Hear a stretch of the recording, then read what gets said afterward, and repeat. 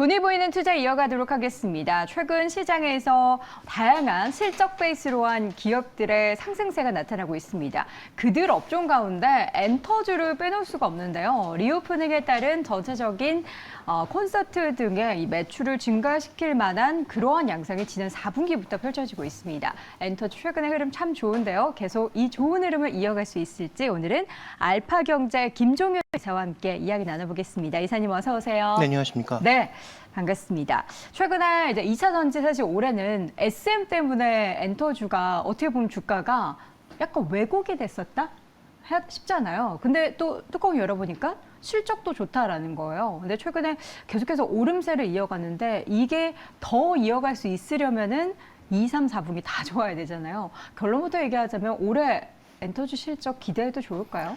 네, 일단 지금 1분기 실적으로는 충분히 지금의 랠리가 설명이 된다 이렇게 네. 봐야 될 것 같고요. 중요한 건 2, 3, 4분기라고 말씀해 주셨는데 거기에 이제 달려있는 것은 결국 신규 아티스트들이 얼마만큼 파급력을 보여줄 것인가가 핵심이 될 것 같습니다. 네. 그러니까 기존에 가지고 있는 이 자원들, 아티스트들을 공연이라든지 음반 판매 같은 것들을 통해서 뽑아낼 수 있는 부분이 지금 반영되고 있는 게 1분기인 거죠. 그러면 신규 아티스트들이 활약하면서 이들이 이제 뭐 지금 주력 매출차라고 할 수 있는 뭐 NCT 127이라든지 스트레이키즈라든지 이 정도의 매출을 만약에 올릴 수 있는 그룹이 새로 하나 런칭이 되면 그러면 그만큼 이제 매출의 더블업이 되는 거니까 그런 차원에서 본다면 2, 3, 4분기는 좀 더 기대해 볼 수 있는 상황이기 때문에 현재 지금 시장의 기대는 거기까지 보면서 하이브라고 하는 종목과 JYP 엔터를 대장주로 끌고 가고 있는 것이고요. 오히려 M&A 이슈가 있었던 SM은 뭐 과거의 영화에 비해서는 뭐 오늘 주가가 반등하고는 있지만 굉장히 이제 주가는 조금 재미없는 그런 양상이 전개되고 있고 오히려 중소형사들 중에서도 뭐 큐브 엔터를 포함해서 예전에 카카오와 하이브와 서로 막 SM이 얽혀 있을 때 추가적으로 그럼 다음 뭐 타겟은 누구냐 언급이 됐던 뭐 그런 종목군들도 최근 꾸준하게 좀 강세를 보이고 있는 양상이어서 현재 매출과 이익이 꾸준하게 증가하고 있는 기업들에 대한 기대는 올해도 계속 늘어나고 있다. 그래서 올해 보면 2차 전지와 전기차가 하나의 올해 성장과 이익이 끊임없이 성장하는 산업. 그다음에 지금 의료기기 쪽도 매년 이익과 매출이 성장하는 산업. 네. 그다음에 지금 이 음원 산업도 마찬가지라는 거죠. 매출과 이익이 계속 매년 꾸준하게 성장하고 있는 뭐 이런 어떤 흐름들이 해당 종목군들의 상세를 이끌고 있다. 그래서 뭐 결론적으로 말은 길었지만 지금까지의 어떤 좋은 실적과 지금까지 갖고 있는 자원의 퍼포먼스를 지금 1분기에 반영하고 있는 것이고 2, 3, 4분기는 결국 신규 아티스트를 얼마나 누가 잘 뽑아내느냐가 관건이다. 이렇게 봐야 될 것 같습니다. 신규 아티스트 라인업은 지금 뭐 얘기되는 그룹들이 참 많은데 이게 인기가 많을지 안 많을지는 뭐 미리 약간 유튜브에서 선공개했을 때 그 구독자 수 증가, 조회수 증가 뭐 그런 걸로도 가늠해 볼 수 있는데 실제적으로는 뚜껑을 열어봐야 알 수 있는 거잖아요. 그렇죠. 이거 뭐 게임보다도 힘들고 2차 네. 전지 뭐 전기차보다도 힘들죠. 예측하기가 너무 네. 어려운 것 같은데 일단은 뭐 국내에서 인기보다는 요즘에는 해외 시장에서 워낙에 그 파급력이 크다 보니까 이번에 그 뭐 핫백 차트에 그 방탄소년단 지민 씨가 엄청나게 빠른 속도로 1위 하면서 이슈가 됐었잖아요. 그래서 하이브의 또 다른 해외 아티스트, 신규 아티스트에 대한 기대감이 더 커지는 것 같은데 이게 좀 이렇게 연결돼서 함께 좀 선배발을 받을 수 있을지. 그 하이브의 지민 씨 같은 경우에는 BTS는 함께 모여있지 않으면 네. 개별 활동했을 때 그 파급력이 과연 크겠느냐에 대한 우려가 있었는데 실제로 보니까 뭐 그렇지 않다는 거죠. 뭐 네. 정국도 그렇고 그다음에 뭐 제이홉이나 이런 사람들이 그 아주 강한 퍼포먼스를 보이지 못했습니다만 뭐 해외 콘서트를 한다든지 했을 때 모이는 모객수나 이런 것들을 보면 BTS는 각자 움직여도 BTS다라는 것을 보여줬기 때문에 BTS가 같이 활동하지 않는다고 해서 그러면 그 매출이 제로로 빠지는 거냐? 그렇지 않더라라는 거죠.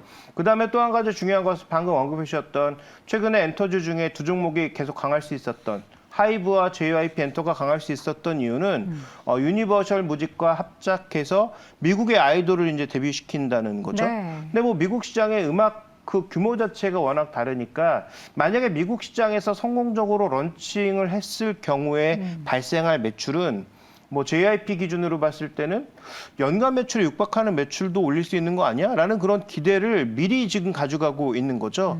그래서 주가에. 현재 지금 주가 자체가 이러한 기대감까지 좀 일부 녹아있다. 물론 기저에는 스트레이키즈와 그다음에 우리나라에선 이제 인기가 예전보다 못한 것으로 보여지긴 하지만 트와이스 같은 경우 해외 그 콘서트 매출이 거의 뭐 전석 매진될 정도로 아레나급 규모의 그런 공연장에서 잘 되고 있는 상황이다 보니까 이런 기본적인 매출은 깔고 가는 상태에서 미국과 연계한 유니버셜 뮤직과 연계한 신규 아이돌들이 만약에 이제 빅히트를 할 수 있다면 그러면 이건 이제 또 숫자가 달라진다라는 기대감 자체가 반영되고 있는 것이죠. 그래서 최근 들어서는 그냥 이제 신규 아이돌을 런칭시키는 게 아니라 누구랑 협업해서 하느냐.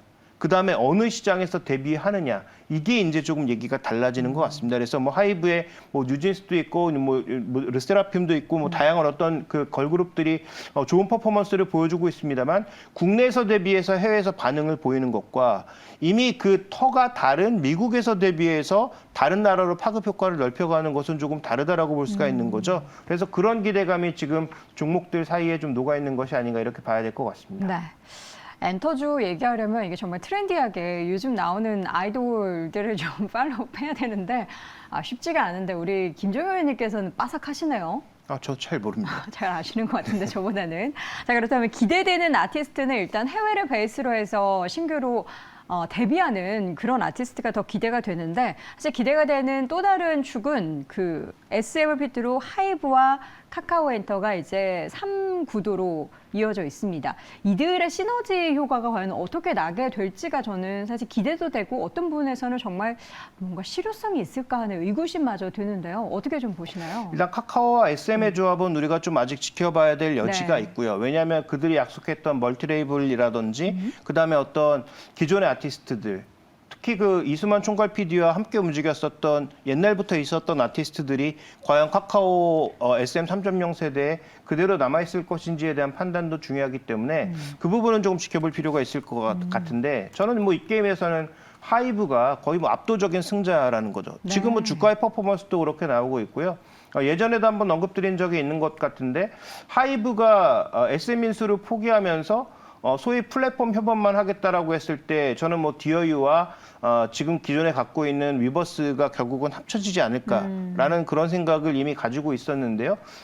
저는 최근에 행보를 보니까 어떤 방식으로 할지 모르겠지만 결국 디어유와 위버스는 하나로 합쳐지는 게 아닌가라는 생각이 듭니다. 네. 그래서 지금 잘 생각해 보시면 하이브가 들고 있는 SM의 나머지 지분 이거를 주식을 교환하는 형태로 뭐 바꾼다든지 해서 이 일종의 뭐 우회 상장이 될 수도 있는 부분이기도 한데요. 뭐 그런 형태로 할 수도 있고 네. 아니면 뭐 현금으로 인수하는 부분이 될 수도 있겠고 어떤 식으로든 하나로 갈 수밖에 없다는 거죠. 왜냐하면 위버스가 뭐 BTS라고 하는 정말 부동의 그 아이돌을 갖고 있던 이 플랫폼이 700만 정도에서 계속 숫자가 정체됐었기 때문에 네. 결국은 뭐 블랙핑크도 끌고 오고 이런 다양한 이 아티스트들을 끌고 옴으로써 확장세를 가져온다라는 것이 굉장히 중요했는데 지금 디어유 같은 경우에도 한 200만 이상의 그 유저를 갖고 있었거든요. 네. 둘이 합치면 1000만이잖아요.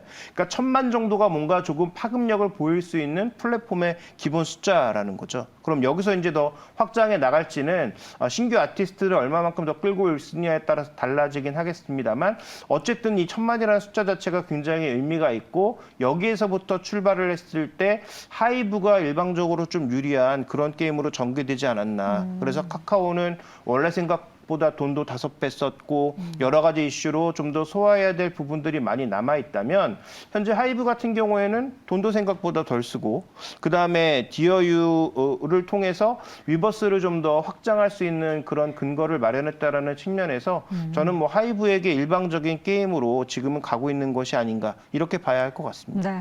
외국인이 엔터주를 참 많이 매수했더라고요. 근데 추가적으로 이 엔터주들이 오르려면 추가적인 수급 여건이 양호해져야 하는데 어떻게 추가적으로 외국인들이 좀 더 살까요? 네, 일단 뭐 1분기 실적을 보면서 약간 주춤할 수도 있겠지만 아까 말씀드렸던 대로 기본적으로 지금 매출과익이 꾸준하게 성장하는 그런 기업들에 대해서는 외국인들이 우리 시장의 최근 매수 매도와 상관없이 지분을 좀 넓혀 나가고 있는 상황입니다. 그래서 뭐 다소 이제 여러 가지 논란이 있는 2차 전지 쪽에 쪽에서는 최근 조금 속도가 줄어들고는 있습니다만 그 외 나머지 산업 쪽, 아까 언급드렸던 의료기기 쪽이라든지 그다음에 지금 말씀드리고 있는 엔터주에 대해서는 뭐 꾸준하게 매수가 올라오고 있고요. 또 하나의 지금 외국인 기관의 매수는 수주가 증가하고 있는 산업에 대해서도 꾸준하게 들어오고 있다는 거죠. 네. 자, 그런 차원에서 외국인들 매수는 이어질 수 있는데 아까 언급드렸던 것처럼 과연 미국에서 데뷔할 이 신규 아이돌들이 얼마만큼의 퍼포먼스를 보이냐에 따라서 외국인들의 추가적으로 더 강하게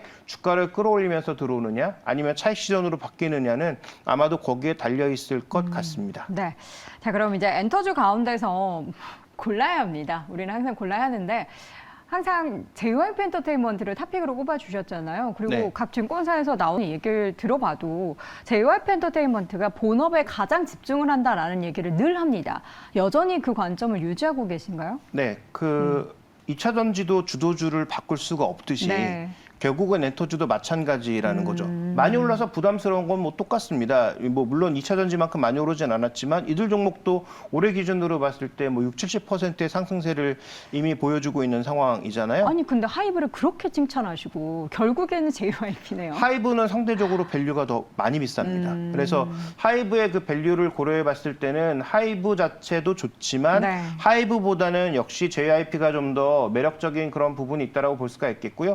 만약에 그 두 유니버설 뮤직과 함께 가고 있는 두 아티스트들이 동반 성공한다라고 네. 했을 때 밸류 기준이나 퍼포먼스 기준도 역시 JYP가 좀 더 크게 나타날 수 있다. 왜냐하면 아시는 것처럼 하이브는 굉장히 지금 레이블이 많지 않습니까? 그러니까 여기에 지금 유니버설 뮤직에 하나 얹어지는 그 매출의 증가 강도와 네. 그다음에 지금 아까 언급드렸던 것처럼 JYP가 만약에 미국에서 성장했을 때 얹었을 때의 그 강도는 다르다는 거죠. 매출이 거의 2배 가까이 성장하는 것과 몇십 % 성장하는 것의 의미는 좀 다를 수 있기 때문에 그런 차원에서 봤을 때 현재 JYP가 좀 더 저는 뭐 메인이라고 여전히 판단하고 있고요.